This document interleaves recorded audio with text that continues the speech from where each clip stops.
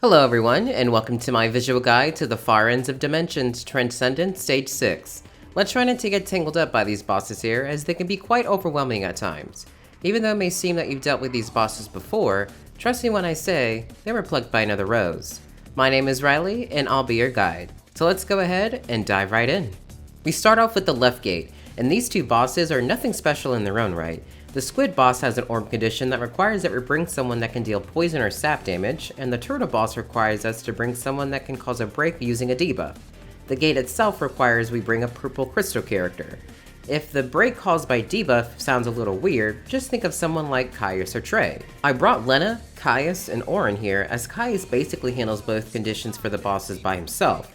Orin can even solo this gate, with the right build of course, and Lena is just here to do what Lena does best, which is deal massive damage with their HP attack and supply auras.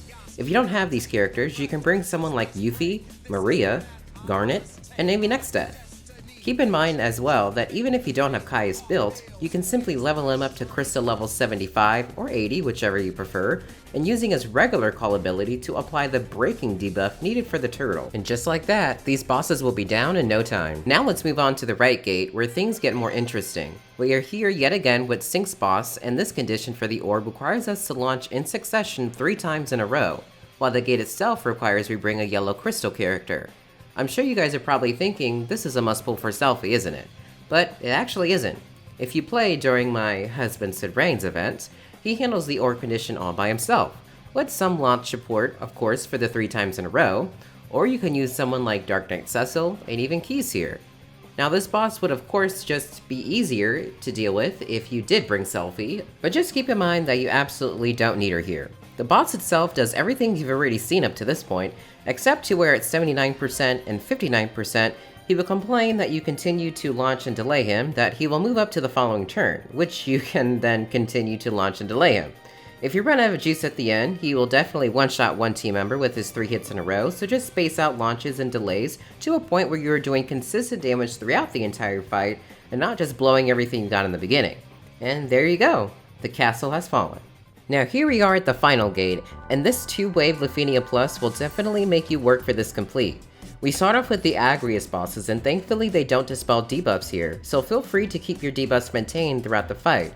Notice how I didn't say overwhelm them with debuffs, and you'll see why when we hit the final wave. These bosses will at 79%, 59%, and even when one dies, will jump up into their powerful all attack that we all remember.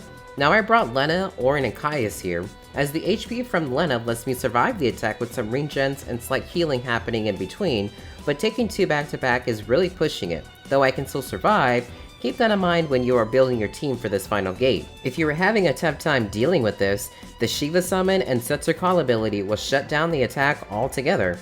At 29%, these bosses will get extremely tanky, and you'll go from dealing around 7,000 to 9,000 brave damage to barely dealing 2,000.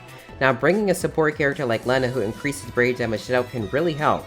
She also doesn't care about this because her HP attack bypasses this altogether, but she can definitely give you that extra push that you may need after bringing these troublesome mages down to 29%. Now we are at the flower, dragon, lizard looking enemy, and this boss has the strictest restrictions I think I've ever seen in this game.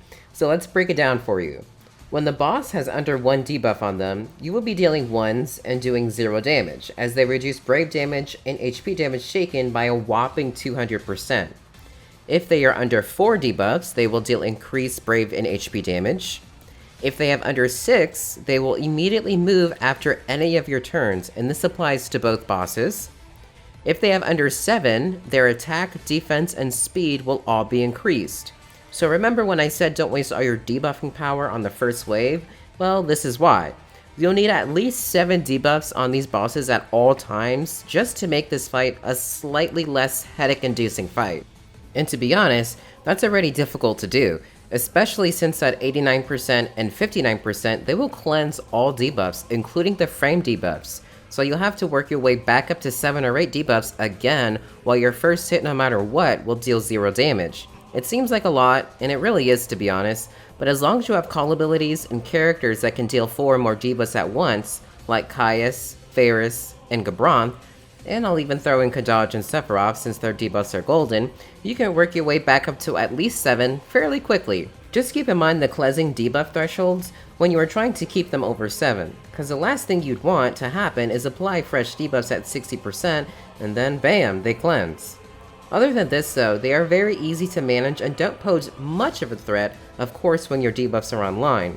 A character like Orin can really be helpful here, as his counters will automatically apply his debuffs, which means at those thresholds, yes, he will do 0 damage, but at least with him alone, he will hit the one requirement needed to be rid of the 200% reductions. And as if all of this wasn't enough, whenever you are applying a debuff that goes over the threshold cap, for example if you go from 5 to 7, the bosses will still act as if they still had those 5 debuffs, meaning they will move up immediately. So just bear that in mind as well when you are trying to apply your debuffs. Keep all these tips and strategies in mind, and you'll be leaving these rose petals to the wind in no time. And there you have it, Stage 6 completed. Congratulations on your upgrade materials, as well as your 3 burst tokens. Be sure to join me next time, as we take on the next Transcendence Stage together.